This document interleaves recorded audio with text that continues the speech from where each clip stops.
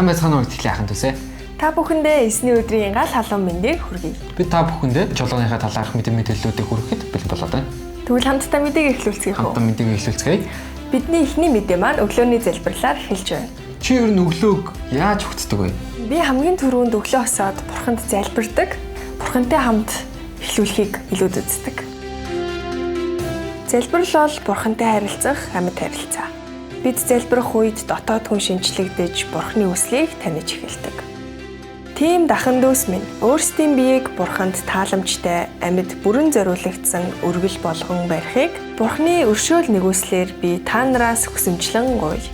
Энэ бол та нарын хувьд чин сэтгэлээс өргөх хүндэтгэл мөргөл мөн билээ. Та бүхнийг даваал хавг байсан гарыг бүр өглөө 7-оос 8 цагийн хооронд өглөөний залбиралдаа нэгдэхийг уриалж байна. Амьд үг чуулганаас зохион байгуулдаг чөлөөлтийн үндэс сургалт эрт даваа гарагт буюу маргааш 18 цаг 30 минутаас үргэлжлэнэ. Та бүхнийг хүрэлцэн ирэхийг урьж байна.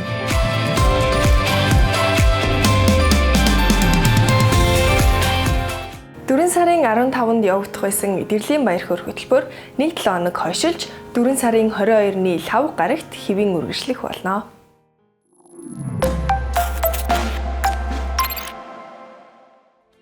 Энэ жилийн хүмүүнлэгийн үйлчлэл маань амьсны баярыг угтан айл өрхүүдэд хүнсний багцыг тараасан байна. 2025-аас 2026 оны үйлчлэлийн жилд зорилтод бүлгийн буюу өрх толгойлсон аав ээж, олон хүүхэдтэй, өнчин, хөдөлмөрийн чадвараа алдсан өндөр настай гих мэт Улаанбаатар хотын өнцөг болон мөрөлд байрлаж байгаа 50 айл өрхөд чуулганы маань 7 бүс болоод хайрын эрэлт үйлчлэлийн хамтран хүнсний багц үйлчлэлээр хурц үйлчлэлээ. Энэ жилийнхаа багцыг амтад цамх компанитайгаа бүрдүүлж хамтран үйлчлэлээ. Хүнсний багцсан дотроо бид хэд ил загтал хийгээд сайн мэдээ тараан залбирч үйлчилсэн байгаа. Айл бүр үнэхээр баярсан талхснаа илэрхийлэн амьд бурхан эзнийг хүлээж авсан олон гайхалтай гэрчлэл дүүрэн үйлчлэл болж өнгөрлөө. Тэгээ энэхүү багцсан маань бүрдүүлэхэд итгэл сэтгэлээрээ өргөл 11-ээрээ нэгдсэн чуулганыхаа бүхий л итгэгчид чуулганыхаа зүгээс баярсан талхснаа илэрхийлье. Бусдыг тэнхрүүлэгч нь өөрөө тэнхрэх болно гэсэн гайхалтай үгээр таныг өрөөж байна. Аав сургуулийн хаврын ээлж сургалт эхэллээ.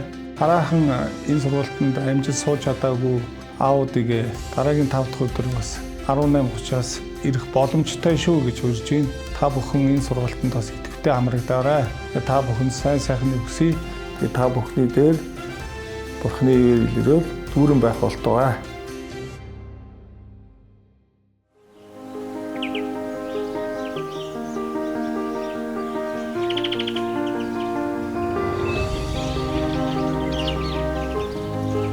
Эдгээр үгийг минь сонсоод хэрэгжүүлэгч нь хатан суурин дээр байшингаа барьсан ухаалаг эртээ адил юм. Бороо орж уяр буун шуурга шуурч байшинг нүцсэн ч хатан суурин дээр баригдсан тул байшин нурсангүй.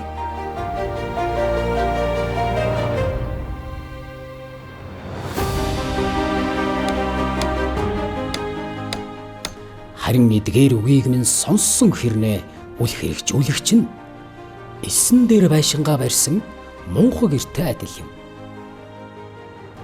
Бороо орж уяр буун шуурга шуурч уг байшинг нүдсэнд байшин нур. Эвдрэл нь асар их байлаа.